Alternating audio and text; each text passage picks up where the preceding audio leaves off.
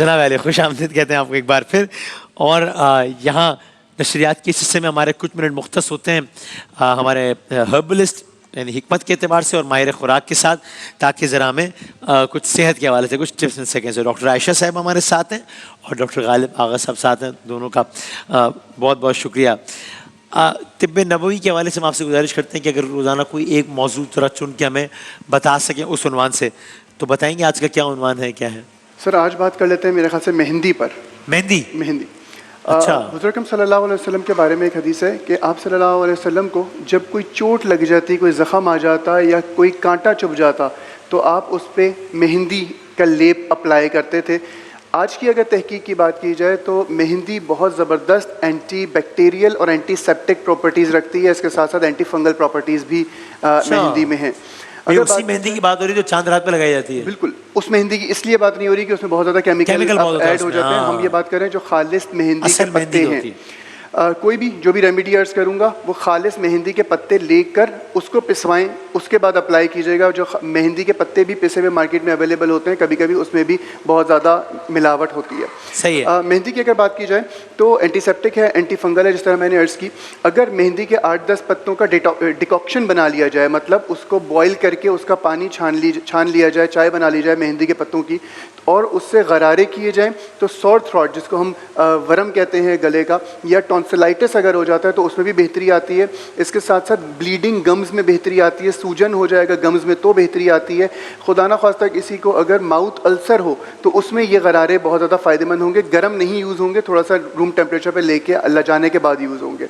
इसके साथ अगर बात की जाए तो मेहंदी क्योंकि एंटीबैक्टीरियल और एंटीसेप्टिक प्रॉपर्टीज़ रखती है, अगर इसमें थोड़ा सा देसी घी ऐड करके बेड सोर्स पे लगाया जाए। बेड सोर्स बहुत तकलीफदेह अमल होता है लोगों के लिए जो बेड सोर्स में बहुत ज़्यादा जिनको किसी बीमारी की वजह से बिस्तर पे बहुत ज़्यादा लेटना पड़ता है, जिनको ज़ख़म हो जाते हैं, जिसको हम बेड सोर्स कहते हैं। अगर उस पर मेहंदी के पत्ते पीस कर थोड़े से देसी घी में मिलाकर लगाए जाएं तो वो बहुत ज़बरदस्त एंटीबैक्टीरियल और एंटीसेप्टिक काम करते हैं, और हीलिंग प्रॉपर्टीज़ इसमें इतनी ज़्यादा होती हैं कि उस ज़ख़म को हील बहुत तेज़ी से ये कर सकता है। इसके साथ अगर बात करूँ नेल फंगस की, बहुत ज़्यादा लोग आजकल आते हैं कि नेल में फंगस हो गया या नेल्स बहुत ज़्यादा ख़राब हो रहे हैं, तो नीम का तेल, खालिस नीम का तेल 4 से 6 ड्रॉप्स, थोड़ी सी मेहंदी 1 चमचा, थोड़ा सा पानी जिसमें वो लेप एक बन जाए, वो अगर नाखूनों पे अप्लाई किया जाए तो फंगल प्रॉपर्टीज़ की वजह से इसमें जो है वो जितने भी नेल्स में फंगस आ रहा होता है वो भी बेहतर हो जाता है, और नेक्स्ट जो ग्रोथ ऑफ नेल्स होती है वो बहुत बेहतर होती है, बहुत अच्छी होती है। क्या बात है, ज़बरदस्त ज़बरदस्त। ज़रा इस पर एक और भी सवाल है, बाद में करता हूँ मैं। अच्छा, अब ये बताइए, आप मुख्तलिफ बताती तो रहती हैं कि ये खाएँ ये ना खाएँ, लेकिन अब ये महंगाई का जो मामला है वो तो बिल्कुल ही लोगों का तो बस क्या बताऊँ मैं। तो कुछ ऐसा इफ्तार सजेस्ट करें कि जो मतलब इकोनॉमिक, जेब पे भी ज़्यादा भारी ना हो, सेहत पे भी भारी ना हो, लेकिन जेब पे भारी ना हो। और आप उसका ख्याल करती हैं, जिस तरह मैंने 2-3 मरतबा एयर फ्रायर की बात की तो आपने कहा ठीक है अच्छी बात है एयर फ्रायर यूज़ कर लें, लेकिन everyone can not afford it. तो आप ये आपके जहन में होता है नो कि भाई लोगों को बातें हुए बताइए जो अफोर्डेबल भी हो, तो इस तरह का कुछ इफ्तार का प्लेटर बताएं तो जेब पे भी हल्का और सेहत पे भी हल्का हो। हाँ, क्योंकि महंगाई की वजह से सब परेशान है। हाँ। और जाहिर बात है रोज़ा भी रखना है, और ऐसा हो जो बजट के हिसाब से बेहतर हो। हाँ। अच्छा, अगर देखा जाए ना तो 2-3 चीज़ें हैं जिसको अगर हम लेके चलें, अगर आपको इफ्तार में आपके पास आपको रोज़ा ही खोलना है, केला है, खजूर है, अंडे से बनी हुई कोई चीज़ है, ठीक है, और ग्रीन एप्पल्स जो होते हैं यानी कि हरे वाले जो सेब हैं उसकी जो कॉस्ट है वो लाल वाले सेब से आधी कीमत में मिलते हैं, और अफादियत के तौर पे विटामिन ए सी सारी उसके अंदर मौजूद है और कीमत उनकी आधी है, ठीक है। तो अगर उसका इस्तेमाल करें, और मज़े की बात है कि शुगर कंटेंट भी उनका कम है, डायबिटीज़ वाले अफराद भी उसको इस्तेमाल कर सकते हैं। तो ये अगर आप इससे रोज़ा खोलते हैं तो आपको अफ्तारी करनी है, ठीक है। अच्छा, बेसन भी जब उसको आप ख़रीदने जाएँ उसकी जो प्राइस है वो बढ़ती ही चली जाती है। तो बेसन के आपको पकौड़े बनाने, ठीक है, अब आपकी अफ्तार कैसे होगी पकौड़ों के, तो आप उसमें सब्जियां ऐड कर दें। आप उसमें प्याज का, पालक का, हरी मिर्चों का, इन चीज़ों का, हरा धनिया, पुदीना, तो बेसन के पकौड़े तो आपके बन जाएंगे, लेकिन साथ में आप सब्जियां ऐड कर दें तो बेसन की क्वांटिटी जो है वो आपकी कम उसमें ऐड होगी, ठीक है। अच्छा, दूसरी बात ये कि हर चीज़ जब भी हम कोई फल काटते हैं, कुछ भी करते हैं, देखिए महंगाई है, हर इंसान बहुत परेशान है और इंसान किचन के लिए ही भाग दौड़ कर रहा है। लेफ़्ट ओवर्स को ज़ाया नहीं करें। कोई भी आपने फल काटा है, सब्जियां काटी हैं, कुछ ना कुछ आपकी चीज़ें बच चुकी हैं, सही है, वो जो आपके लेफ़्ट ओवर्स हैं जो बच चुके हैं वो आप संभाल के रखें, और 5 और 6 चीज़ें आप जहन में रखें। सैलड है उससे बन सकती है, सूप बन सकता है, अगले दिन उसको आप अंडे के अंदर शामिल कर लीजिए, पराठा बहुत मज़ेदार बन जाता है, ठीक है। तो पराठा है, सूप है। अच्छा, बच्चे जो है ना आजकल ये पिज़्ज़ा और ये नूडल्स होते हैं और पास्ता, इसकी बहुत फरमाइश। तो जो भी आपकी लेफ़्ट ओवर, बिलफर्ज आपने पूरा एक वो बनाया हुआ था जिसमें पालक कटी हुई थी, हरा धनिया था, पुदीना था, हरी मिर्चें थी और आपने बेसन के साथ वो रखा, अब वो सारा बच गया है।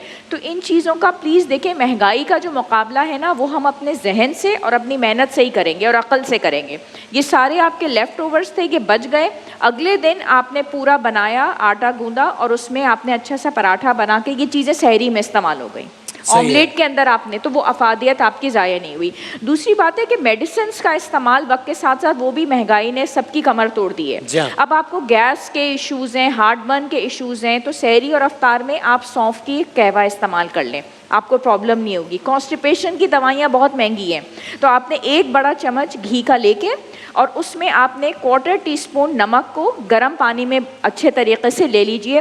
कॉन्स्टिपेशन आपकी, और रात को सोते वक्त आप ले लें, अल्हम्दुलिल्लाह कॉन्स्टिपेशन का मसला सॉल्व हो जाता है।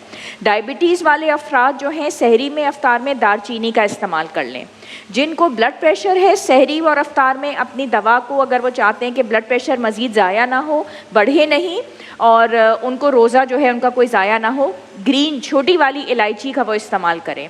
जिन लोगों का कोलेस्ट्रॉल ज़्यादा है, वो चाहते हैं कि भाई उनका कोलेस्ट्रॉल ना बढ़े और इस महंगाई के ज़माने में उनको कोई ऐसी प्रॉब्लम ना हो, सहरी में इफ्तार में दालों का वो इस्तेमाल करें। ठीक है, तो ये यानी वो सारी चीज़ हो गई जो लो कॉस्ट भी और अच्छी भी है। मैं जरा ड्रिंक के बारे में पूछूंगा कि ऐसी कोई ड्रिंक भी बता दीजिएगा जो लो बजट हो। और सर ये बताइएगा, मेहंदी में वो कहते हैं कि वो काली मेहंदी नहीं लगाएं, उसका कुछ, उसकी काली मेहंदी के नुकसानात होते हैं कुछ? सर देखिए, काली मेहंदी फिर अगेन वही हो गया कि उसमें केमिकल एडेड हैं। बहुत सारे आपने वाक़यात सुने होंगे पिछले साल भी और उससे पिछले सालों में भी, कि मेहंदी लगाने से, जो हम लोग नॉर्मली उस पर लगाते हैं ईद पर, या जो कोन वाली मेहंदी होती है, उसकी वजह से लोगों के ब्लिस्टर्स हो जाते हैं, हाथों में ज़ख़म पड़ गए। तो मेरी रिक्वेस्ट सबसे ये होती है कि कोशिश की जाए कि मेहंदी का रंग हल्का हो, लेकिन चीज़ वो लगाएं जो कम अज़ कम आपको नुकसानदेह साबित ना हो। बहुत सारे लोग शिकायत करते हैं कि मेहंदी का रंग जो होता है वो बहुत लाइट होता है या थोड़ा सा ब्राउनिश शेड में होता है, अगर उसको ब्लैकिश शेड करना हो तो किस तरह करें। तो एक घरेलू टोटका बता देता हूँ। मेहंदी, ओरिजिनल मेहंदी लें, पत्ते पिसवाएं, उसमें तकरीबन अगर 2 चमचे आपने मेहंदी ली है तो 1 चमचा छोटा चाय का चमचा, उसमें कॉफ़ी, ब्लैक कॉफ़ी जो भी घर में अवेलेबल है वो कूट के अच्छी तरीके से पाउडर करके उसमें ऐड कर लें।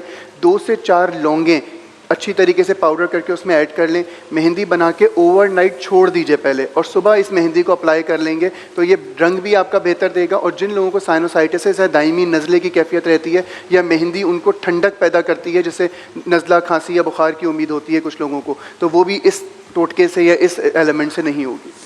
राइट, बिल्कुल ठीक। और आखिर में ज़रा आपने बहुत सारी खाने की चीज़ें तो बता दी, अगर कोई ड्रिंक है ऐसी तो ज़रा लो बजट हो और टेस्टी भी हो। टेस्टी भी हो और लो बजट हो, तो अगर इस महंगाई के ज़माने में जूसेस ख़रीदना, इतनी ज़्यादा उनकी कॉस्ट है, एक डब्बा जूस का 350 का आ रहा है, जिसमें से हार्डली 3-4 ग्लास निकलते हैं। आप जूसेस खुद घर में बनाएं। खीरे का जूस बहुत बेहतरीन ड्रिंक बनता है, और उसमें आप पुदीने के कुछ पत्ते डाल दें, साथ में 2 बलंगा डाल दें, ठीक है, और लेमन को आप स्क्वीज़ कर दें। अच्छा, कई दफ़ा ये होता है कि आप इतनी सारी चीज़ें अफ्तार में खा देते हैं, थोड़ी सी मतली बाद में आपको फील हो रही है, कहवा बनाएं अदरक का, और उसमें कुछ कतरे आपने लेमन के डाल दिए, आपकी प्रॉब्लम सॉल्व हो जाती है। अब वाटरमेलन का जो ड्रिंक है बहुत अच्छा बनता है, और उसी तरीके से आप उसको बनाइए घर में, ठीक है।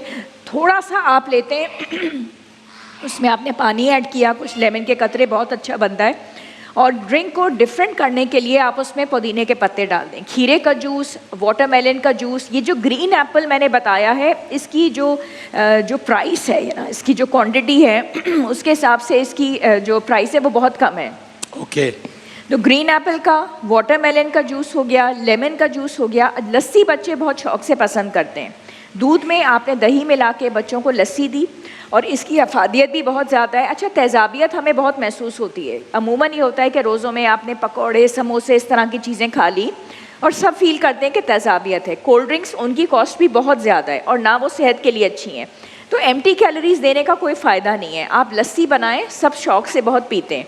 लस्सी आपने बनाई, ठीक है, दही आपने लेना है, उसमें दूध आप मिक्स करके दें। तेज़ाबियत के, अल्सर के प्रॉब्लम्स भी सॉल्व होते हैं, और इसकी कॉस्ट भी इतनी ज़्यादा नहीं है, तो ड्रिंक्स सही है। घर में बनाएं। और कभी के बाद आपने फालसे का शरबत बना लिया तो फ्रेश जूसेस आप बनाएं, बहुत बेहतर है।